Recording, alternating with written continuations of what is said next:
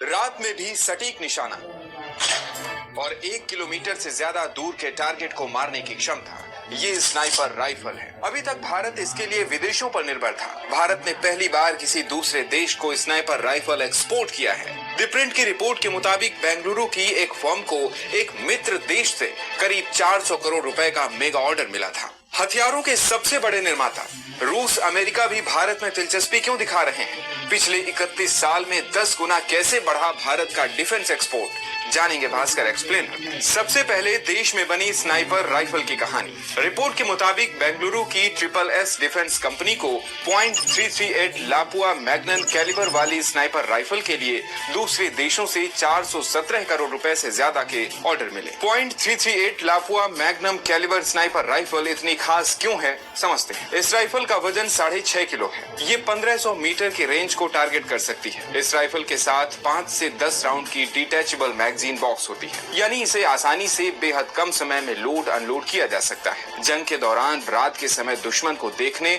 और टारगेट करने के लिए इसमें डे नाइट लेंस ऑप्टिक्स लगाए गए हैं। इस राइफल को आसानी से होल्ड किया जा सकता है। इसकी कीमत करीब 2 लाख रुपए है। साल 2023-24 में देश में 1,27,000 करोड़ रुपए के हथियार बने। ये आजादी के बाद से अब तक सबसे ज्यादा है। बीते एक साल में भारत ने अलग अलग देशों को 21,063 करोड़ रुपए के हथियार बेचे हैं, जो 2022-23 की तुलना में 32.5% ज्यादा है। रिपोर्ट्स के मुताबिक पिछले 10 सालों में भारत का डिफेंस एक्सपोर्ट 31 गुना बढ़ा है। इसमें सबसे बड़ा खरीदार म्यांमार है। Stockholm International Peace Research Institute यानी SIPRI के 2023 तक के डेटा के मुताबिक भारत कुल जितने हथियार बेचता है उसका 31% अकेले म्यांमार खरीदता है।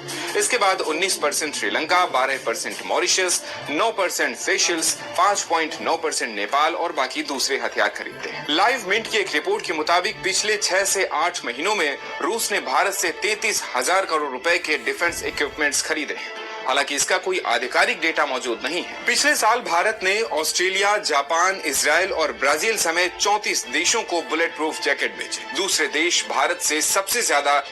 मैं बात करता हूं भारत दूसरे देशों के साथ कितना करता है निर्यात, तो सिर्फ 61%, एयरक्राफ्ट 20% का और सेंसर भी कई % करता है। तो अब भारत का मतलब इतना अच्छा दबदबा हो चुका है कि वो बाहर के देशों को भी निर्यात करने लगा है। किलोमीटर प्रति घंटे की रफ्तार से 50,000 फीट की ऊंचाई पर उड़ान भर सकता है। इसका वजन सिर्फ 6,500 किलो है। ये अपने ऊपर होने वाले हमले से खुद को अपने आप से ही बचा सकता है। इसमें हवा में ही फ्यूल भरने की क्षमता है। तेजस दुश्मनों के ठिकानों को पहचान कर सटीक निशाने के साथ उन्हें तबाह कर सकता है। HAL के डायरेक्टर CB अनंत कृष्ण कहते हैं कि ऐसी ही तमाम खूबियों की वजह से इस एयरक्राफ्ट ने रूस और दक्षिण कोरिया के फाइटर जेट को पछाड़ दिया है। CB अनंत कृष्ण के मुताबिक अर्जेंटीना, फिलीपींस और नाइजीरिया जैसे देशों के साथ तेजस की डील चल रही है। इससे पहले 5 अगस्त को रक्षा राज्य मंत्री अजय भट्ट ने संसद में एक बयान में कहा था कि तेजस जैसे एयरक्राफ्ट को खरीदने में अमेरिका जैसे देश ने दिलचस्पी दिखाई है। इसी के साथ बुलेट प्रूफ जैकेट और डिफेंस के फील्ड में इस्तेमाल होने वाले कई तरह के छोटे बड़े इक्विपमेंट्स भी